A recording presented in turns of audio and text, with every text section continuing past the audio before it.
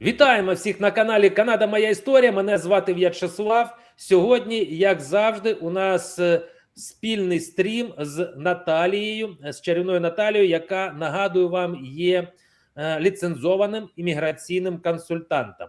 І Наталія, як завжди вже, це, нагадую, у нас такі стріми кожну суботу. Наталія вам сьогодні розповість про новини, які зараз є в еміграції до Канади, і надасть якісь корисні поради, так, що треба робити для того, щоб ви змогли залишитися в Канаді.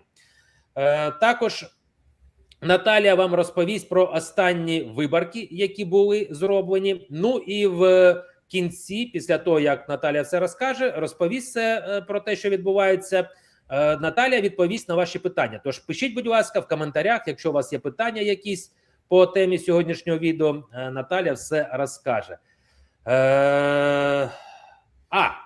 Забув. В описі до стріму є посилання, по якому ви можете зв'язатися з Наталією, запитати Наталію після стріму. Будь-який час Наталя надасть вам відповідь. Для тих, хто користується посиланням в описі, там дуже класні знижки. Ну і взагалі нагадую вам, що формат цього стріму буде, Наталія буде розмовляти англійською мовою. Але це не означає, що ви її не зрозумієте. Good morning, everyone. Happy Saturday. Vyacheslav, thank you very much. We're here today, like every Saturday, to go over your questions and to talk about immigration news. And I prepared slides. I try to always prepare slides so you can visually see what we talk about. So Vyacheslav, can you maybe, yes, perfect, open our slides. Наталя, одну хвилиночку. Зразу нагадую про необхідність підписатися на канал. Будь ласка, підпишіться на канал, ставте вподобайки, скиньте посилання на цей стрім, тому що дуже важлива інформацію надаємо для всіх українців. Розповсюджуйте інформацію. Підписка, коментар, вподобайка. Yes, absolutely. Everyone who's watching our live stream after that, please leave your questions in the comments and I will go over them. Thank you, Vyacheslav. Let's move to the next slide. Talk a little bit about what happened this week in the immigration world. So first of all, I want to talk about express entry again. It seems like express entry is becoming very, very active this year. And we just to summarize that tens of thousands of ETAs, invitations to apply, were issued through the express entry from December into January and February. So we're talking about 19,500 invitations to apply in December alone, and over 25 between December, January, and early February. So what does it mean for you? It means that anybody who might be potentially eligible should have an active express entry profile and have translated documents, everything ready to go.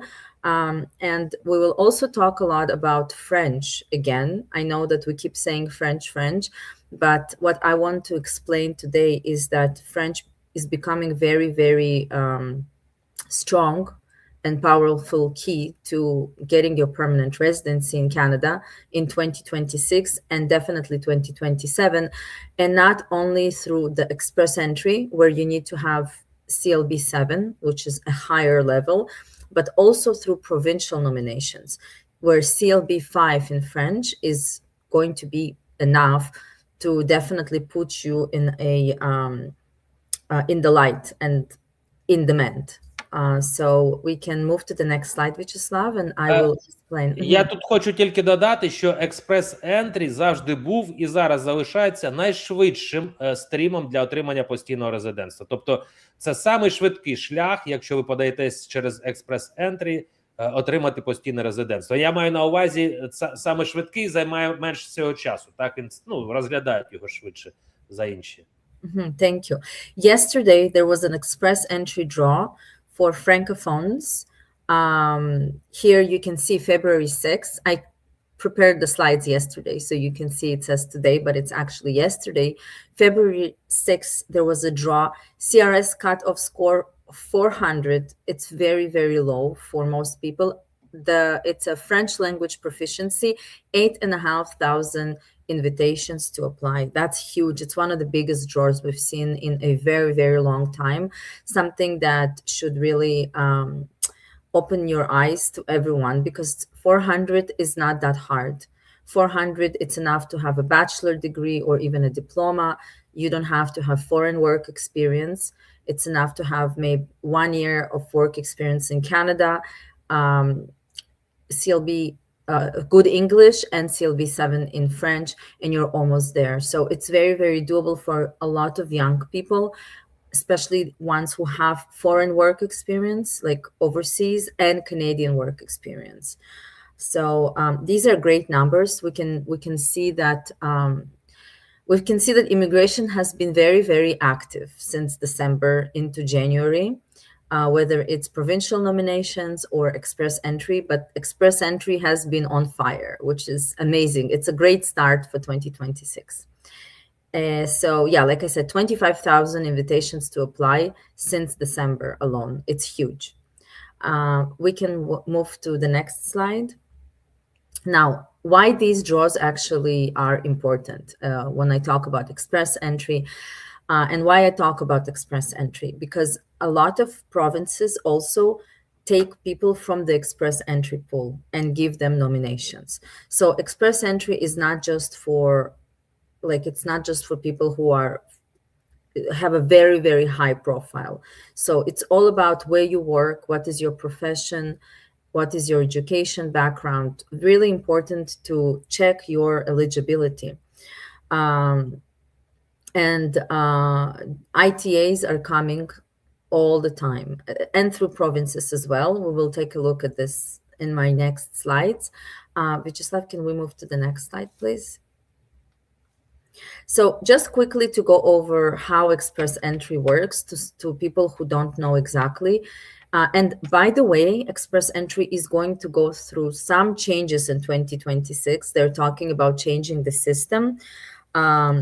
We already know that they removed the 50 points for LMIA, Labor Market Impact Assessment. For anyone who had LMIA and used to get 50 points, they removed it from the express entry. But we are now estimating that what they're going to do is they're going to have targeted draws within the express entry pool as well, which means that CRS score alone is not going to be the only indicator. So it's very important news, because anybody who works and employed, this is the time to make sure your employer is eligible, that your pay stubs are correct, that you work a minimum of 30 hours a week, and that you do everything correct, so you can basically be eligible for as much as possible, as many programs as possible. So express entry has basically 3 big streams, which is Canadian experience class, people who already worked in Canada, minimum of 1 year, 1,560 hours, and minimum of 30 hours a week, and it has to be payroll. So no cash jobs, no subcontractor, payroll jobs. The second one is Federal Skilled Worker Program, FSWP, and the third one is Federal Skilled Trades Program. And usually the Federal Skilled Trades has a lower CRS cutoff. And now if they're going to be targeted, so we might even see better CRS cutoff scores, which might make more people eligible. We just have to see and wait for the news. So candidates basically register themselves in the express entry pool, and they wait to be chosen. Once they get chosen, if you get either a nomination by any province, you get automatically 600 points. Or if you get an invitation to apply, then you would have 60 days to submit all your documents, and everything you said on your express entry profile has to match your documents. Now, this is where usually most people have problems. It's where the information in the express entry does not match the actual documents or the support letter from the employer or the NOC code. So please, if you are registered, double check everything, make sure everything is correct. especially, and make sure your English test exam is valid within the last 2 years, because it has to be taken within the last 2 years. Anyone who took it before that, you have to renew your English or language or French, whatever test you took. And we can move to the next slide, Vyacheslav. Thank you. So how express entry actually works, step by step. You can take a look at the slide, save it. First, you check your eligibility. You take language tests, English or French or both. You get your ECA, which is education evaluation from overseas. You always evaluate the highest education level you have, and only one. So the highest and one is enough. You create an express entry profile, then you wait in the pool for a draw. You receive an ITA, invitation to apply, if your CRS score is high enough for the program that you applied under, and then you have 60 days to submit your PR application. Very important change that happened recently is that now you have to do your medicals before you submit your application for permanent residency through the express entry. This is recent news. So anyone who was invited and anyone who is ready to apply for permanent residency through the express entry in the future, please make sure you get your medicals done before that. Thank you, Vyacheslav. We can move to the next slide. So CRS score, what it is and how it's calculated for anyone who is not familiar with the express entry. First of all, it's very easy to check your own CRS score. You just open Google and you type CRS score calculator. You go on the first link. It's a government official link, and you basically plug in all your information. And this is how you know your CRS score. If you have any questions in regards to anything, there's always an option to press on the question mark, and it will explain you what the question means. What is CRS score looking at, and what is it calculating? It's calculating your age. Anyone who is until 30 will have the highest points. After the age of 30, you lose 5 points per year. Your education level, doesn't matter if it's overseas or in Canada. For Canadian education, you get separate points. Your work experience, and work experience is very important. We'll talk about this later. Language test has to be within the last 2 years. Your job offer and provincial nomination. So a lot of times provinces nominate you through the express entry. It gives you 600 points boost, which means that you're on your way for permanent residency for the most likely. And spousal factors. So if you are in a common law relationship or married, your spouse or common law partner can increase your CRS score points with their education, language, all these factors, or decrease sometimes. So it's also important to take into account. And let's move to the next slide, Vyacheslav. So focus on Canadian experience class and French draws. That's exactly what we started this live stream with, is that French is on fire this year and last year, but this year more so. The draws, the CRS score is very low, from 399 in the previous draw to 400 yesterday, and thousands of people get nominated with each draw. So biggest draws I've seen in a very long time. We can move to the next slide. Тут я хочу трошки додати, що буквально недавно міністр імміграції Канади давала інтерв'ю, і вона казала, що окрім того, що вони зараз дають преференції франкофонам, так ще буде робитися додаткові там щось біля 5000, так, додаткових місць саме для франкофонів. І це буде розкидано по провінціях. Треба розуміти, що французька мова зараз стає таким мейнстрімом не тільки по федеральній програмі, не тільки в Квебеку, так, тому що багато людей думають, що французька, якщо французька, то це тільки Квебек, от єдина можливість це Квебек. Ні, це неправда. Зараз всі провінції мають свої франкофонні програми. І, наприклад, візьмемо, наприклад, Манітобу, от Вінніпег. У нас в Вінніпезі є район, де всі говорять французькою мовою в даунтауні. Дуже великий район, там бізнеси говорять французькою, прямо всередині Вінніпега. І вони, коли там беруть на роботу, там англійську можеш не знати, а французьку знати повинен, називається. У них прям вимог пишуться. Французька, 100%, французька. Я знаю пару хлопців, я з ними працював, по роботі зіштовхався, так вони англійську починали вчити, тут живучи в Вінніпезі. Вони з народження французька, а англійську починали вчити вже в школі, там я не пам'ятаю, він говорив, то лі в 5 класі, то лі щось таке. Навіть це є во всіх провінціях. І французька зараз починає бумити по всім провінціям. І у нас в Манітобі є імміграційні програми для франкофонів, так само і в інших провінціях. Yes, thank you, Vyacheslav. On that note, I want to add, and you can maybe translate me, is that, for example, you know, there is 91,500 allocation, like nominations to be given across Canada, across different provinces. On top of that, recently, over the last few weeks, the federal immigration added another 10,000. We talked about it last time. Those 10,000 are going to be divided probably equally between two streams, which is physicians. Probably 5,000 will be given to physicians, NOC 31100, 31101, 31102, and the second half is going to francophones in provincial nominations. Now, here's the important part. Here, CLB5 is enough. Yeah. It's enough for you to, it's enough, and it's achievable within a year. So it's important people understand that. When we say French, we don't mean CLB7, fluent French. We mean basic, just like you do with English. Так, і це, мабуть, і є 5 тисяч, що вона згадувала, що ви кажете, 10 тисяч в загальному, але вони поділені 5 тисяч на медиків і 5 тисяч франкофонів.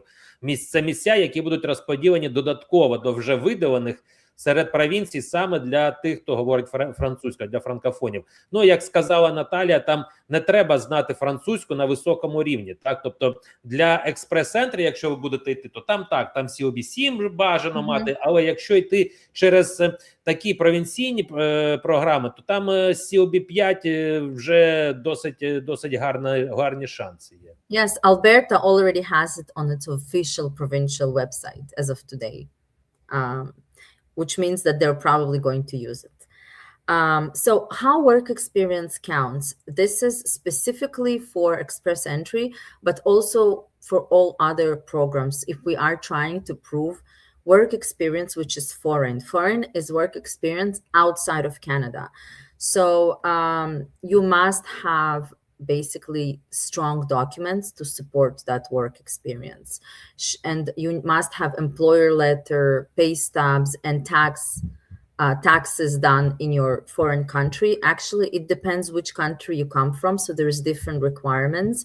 But it's very important to be able to show your duties and your responsibilities, the dates you worked, and that it was full-time, who was the employer. So when it comes to foreign work experience, it's very important. And it's a very tricky thing to prove. When it comes to Canadian work experience, everything is much easier. Obviously, in Canada, we have T4s, we have pay stubs, we have employer letter. It's very easy for the immigration officers to verify your employer. And we already know that the employer also has to be eligible, so usually minimum of 2 years in the business and have a specific amount of revenue per year, depending on your province. But we just know, which is important, we know we have to double check eligibility of our employers as well before, and not just our job and our no code. So that's the things that I feel like people miss out all the time. They think that if they get paid on payroll and they work and they see the employer and the employer looks like a big company. No, not always the employer is eligible. So please pay attention when you start working and double check that. And так, і тут хочу ще раз також сказати, що так, дуже часто виникають різні питання, які треба узгодити. Ну, Окей, всі чудово розуміють і знають, що я, в принципі, проти того, щоб когось залучати до своїх справ. Так? Коли я проходив міграційний процес, я проходив сам. Але я чудово розумію, що не у всіх є достатньо часу, не у всіх є достатньо можливостей це робити. Якщо ви не можете все самостійно дослідити, пройтися по всіх імміграційних пунктах, нагадую, в описі до цього стріму є посилання, як зв'язатися з Наталією, і вона вам допоможе розібратися з вашими питаннями. Чи ваш роботодавець підходить, чи не підходить. Нагадую просто це. Yes, thank you. And also, yes, what if I got paid cash slide is your work experience, your pay stubs, it has to be official. So IRCC, they need to have verifiable employment evidence. So employment contract, T4, pay slips, bank deposits to match the pay, employer letter, all that is going to be required to provide in order to support your employment history. And like that from foreign work experience as well, very similar, not in the same structure, but same evidence is going to be needed. And next slide. Так, тут я трошечки хочу додати, що дійсно робота за кеш – це такий, знаєте, це серйозна проблема може бути, якщо не звернути на неї увагу. І вона може зупинити процес. Yes, thank you. Common documents mistakes. So I know a lot of us are applying, a lot of you are applying by yourself. So I just wanted to give you a little boost and some tips on common mistakes that happen and how to avoid them. Obviously, always triple check your checklist. So for each application, there is a checklist online. Always print it and like double check everything.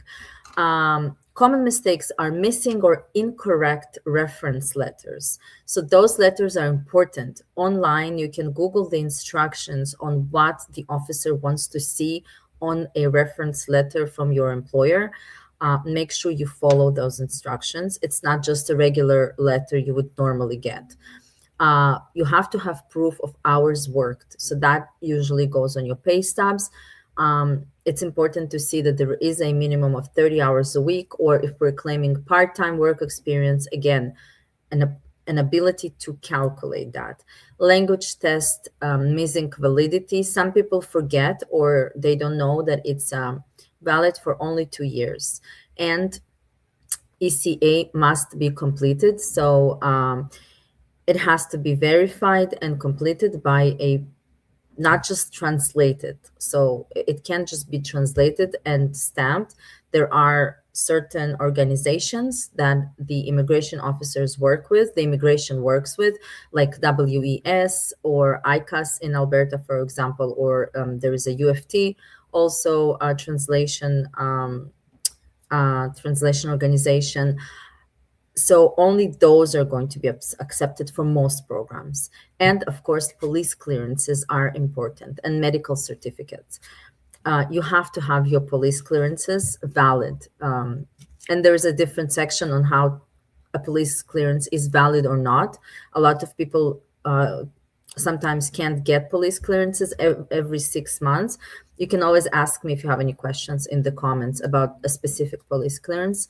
But yes, those are common mistakes. And Vyacheslav, we can move to the next slide. Хвилиночку. Будь ласка, напишіть, всі, хто нас дивиться зараз, напишіть в коментарях, звідки ви нас дивитесь. От цікаво просто дізнатися, звідки нас дивляться сьогодні люди. Напишіть, будь ласка. Okay, so last week we talked about, I think, if I'm not mistaken, we talked about Alberta. And we didn't know what to expect too much. We had great hopes, but we know that Alberta got an allocation of 6,400, about 6,400 nominations. And this week we had a draw, a first draw in Alberta. It was big. It was a total of 1,000 something nominations, and I wanted to show you what was the direction. So 100 invitations in the healthcare stream, 148 in tech stream, and 915 permanent resident invitations were issued under the Alberta opportunity stream. We know a lot of people are sitting waiting in the Alberta opportunity stream expression of interest pool. To be precise, almost 25,000 people are currently in that pool. 25,000 people, yes. And there were nominations issued to 915 people. So that's great news. Also, I highlighted in red minimum expression of interest score, 57. Please don't forget to calculate your score. We can never predict the score they will choose. So there's really no prediction to that, but you should definitely always know your score. And yes, that's it about Alberta. That's the news I wanted to say. It's our first draw for 2026, so that's amazing news. It was a good draw, and we can move to the next slide. Also, Manitoba. So our applicants from Manitoba has gone through big changes this week on February 4th. It's already on the Manitoba official website. And the major adjustments that took place are basically, it's to the Temporary Resident Retention Pilot Program, TRRP. So basically, they removed the hospitality and food services sector from that program. Now, it's a huge sector, and I personally know a lot of my clients who were working on that program and employed in that sector. So it's very unfortunate news. They said that they are no longer accepting new applications, and this is going to be closing, like freezing or closing, I don't know. However, on the bright side, Manitoba has announced a new 16 skilled trades occupations. I've posted them in my next slide for you. So we can move to the next slide, Vyacheslav, and people can see. So those occupations are going to be in demand and are going to be in high, basically, demand in Manitoba. Anyone who is employed in any one of these jobs, it's time to start getting your documents ready, prepare all your package, because you might be nominated if you already have submitted your expression of interest. So this is about Manitoba. We see where the province is struggling, basically, and where the province is in a higher need of labor.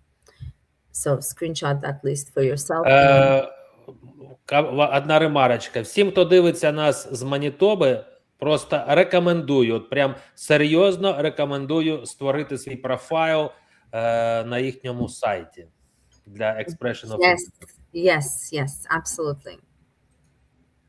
There will be competition on the nominations, you know, everybody's going to fight for those. So Ontario, first OINP draw of 2026, which is huge. Everybody was waiting for it to see what is going to happen. So 1,825 invitations were issued on February 2nd. It's a significant draw for an early year start. The target was employer job offer stream. Now, again, everything is targeted. That's the key point here for people to understand. And 1,649 invitations to apply out of the total 1,800 plus were in the healthcare and early childhood educators. So the reason I wanted to bring it out is because it's a great indication for anyone who wants to go through Ontario PNP, and you have 3 years of your work permit. So it's a great indication of where you can potentially look for employment to be eligible for PNP in Ontario, because this is where the province is headed. Like, it's huge. And physicians and high in demand occupations, 129 invitations to apply. There were 47 invitations in regional development areas, which is like small communities. It's not too bad. It's not too high either. Now, why this is important for us today? Because the biggest number of invitations shows where the province is struggling the most and where is the biggest demand is. Also, Ontario yesterday received officially its allocation for provincial nominations, and it's 4,111 nominations. So Ontario is fighting for more. It could go up just like in other provinces, but as of today, it's 14,000 plus.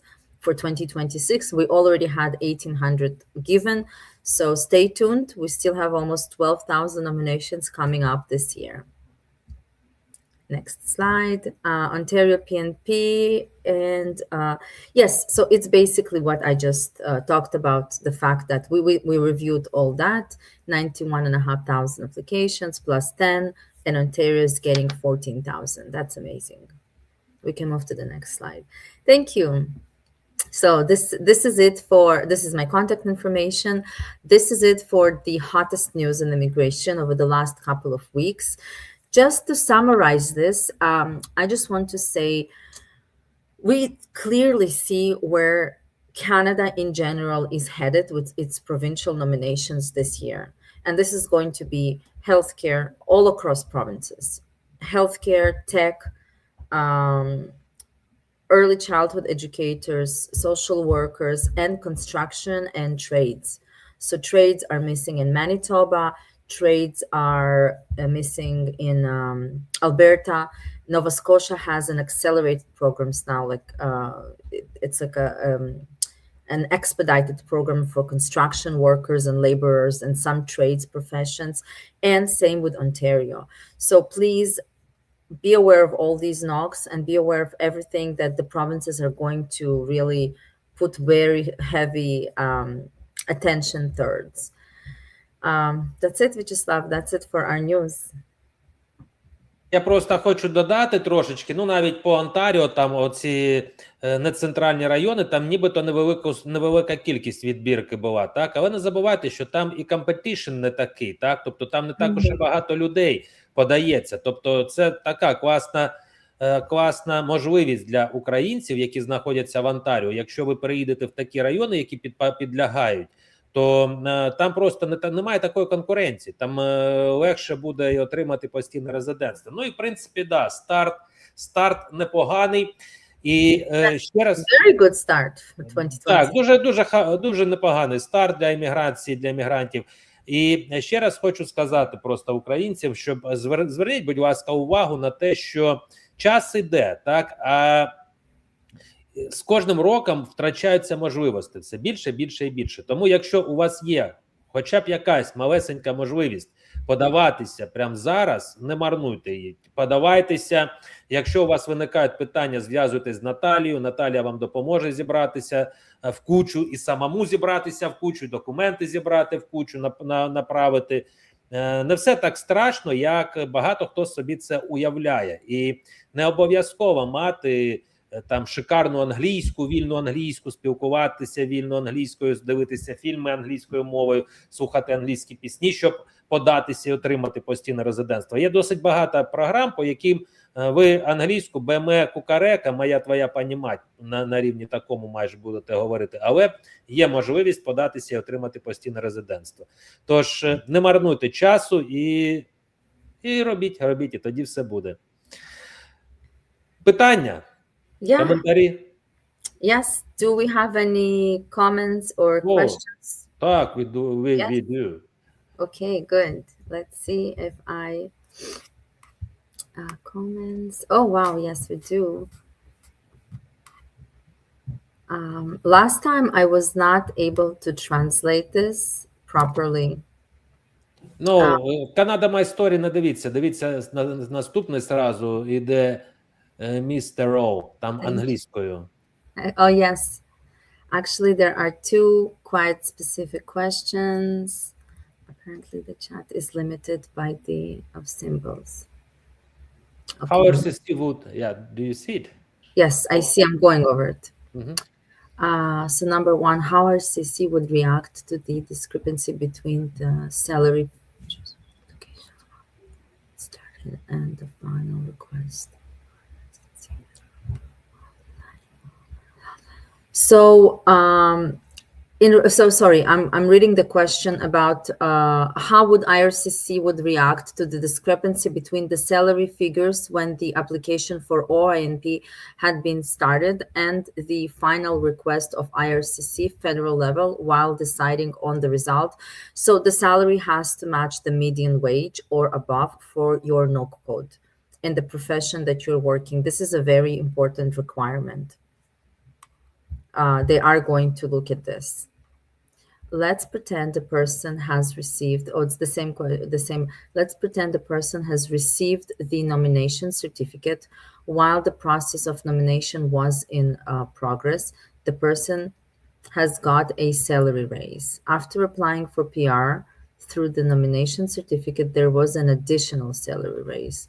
Considering how long a review of PR application could take, still more than a year, that's correct. The person might be moving to a senior position. Tier remains the same. So, first of all, your NOC code, if it's we're talking about a provincial nomination. So if you are going with a provincial nomination, your salary has to be at the median wage or above, if I remember correctly. And I don't think that there should be an issue with the salary going up as long as it's not going below the median wage, which is the minimum requirement. Now, I'm not sure about the second question where you're saying that you're going to change your position, because if you were nominated based on a specific position, I'm not sure how it's going to look like if you change your position. It's not about the tier level, it's about the actual NOC code. So, наскільки я пам'ятаю, то це треба розбиратися з провінціями. Це треба провінцію ставити, давати питання і казати, що у мене змінилася робота, у мене помінявся мій НОК і так далі.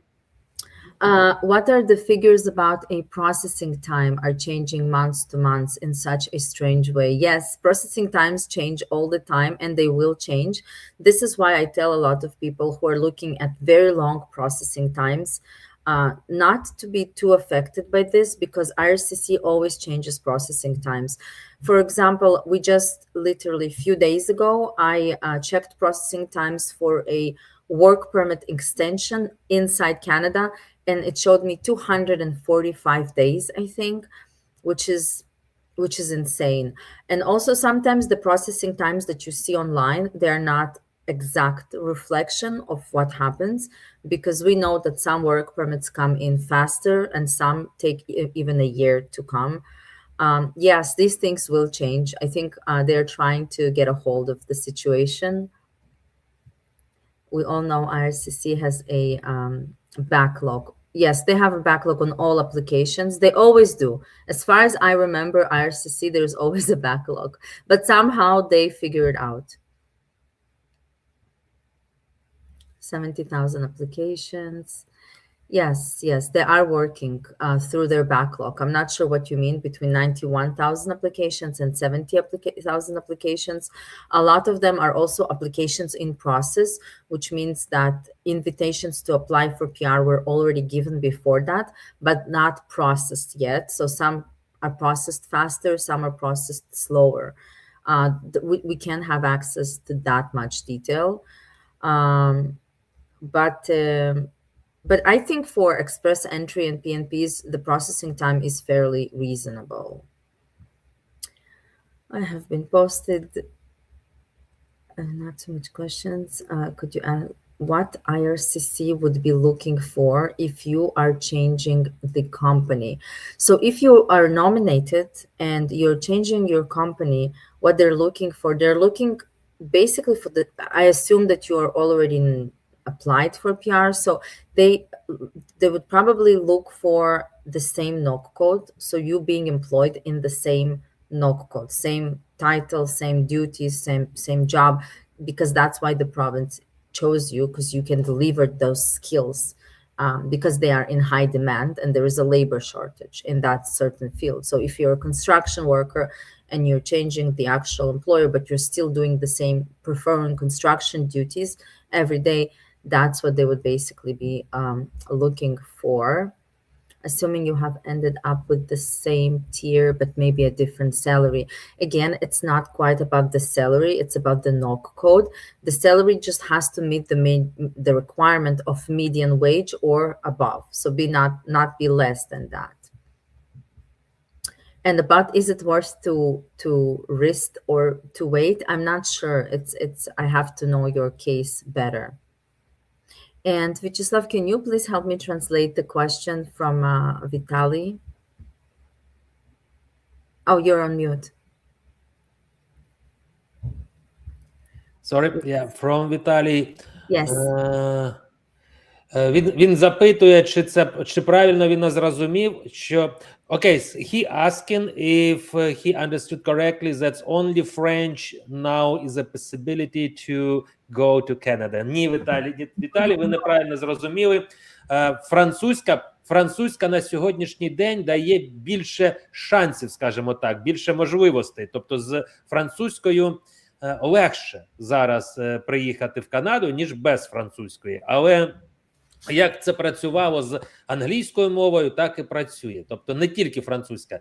So, Vitaly is concerned if he would have any potential to immigrate to Canada without French. Yes, of course you would. French is just a stronger key. It gives you more power, it gives you more advantage, but it's not the only way. Of course not. Of course not. What about agriculture? Any chances? So it's Dmitro. Dmitro, I'm not sure which province you are from, but agriculture is in the high demand in Alberta, for example. That I know for sure. Привіт всім агрикаучам. Я агроном, якщо щось.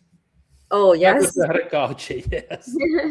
So I know it's in demand in Alberta. It's on their official website even. And yes, you're definitely different. Depends on the provinces, but agriculture is in demand, always has been. Next question. Так, ну тут нам просто кажуть good day. Ми дивимося вас. Edmonton, Manitoba. Thank you very much Thank for you, your time. Yeah. Yes, leave your questions in the comments also, and I'll go over them this weekend.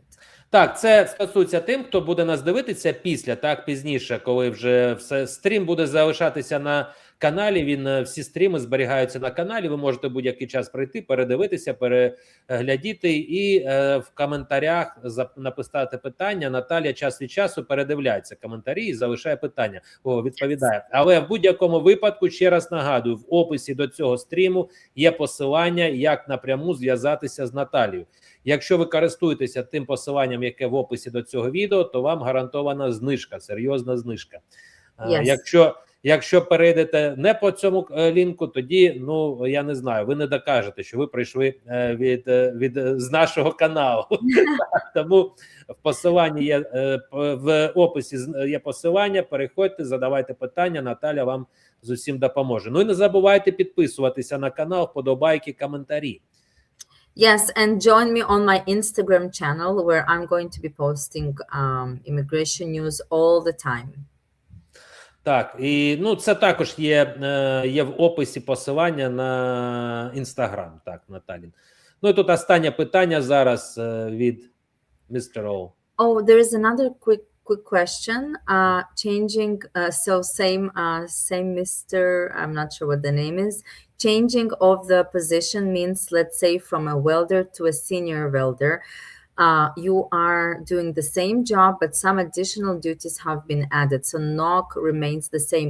So you're more like changing the rank of the position, but it is the same position. That should not be a problem.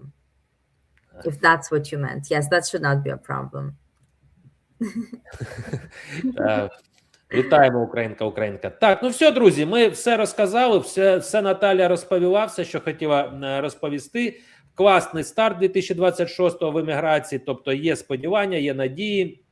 Ну, треба рухатися, треба працювати над собою, треба йти в нужному напрямку. Ще раз нагадую про посилання в описі, якщо питання пишіть.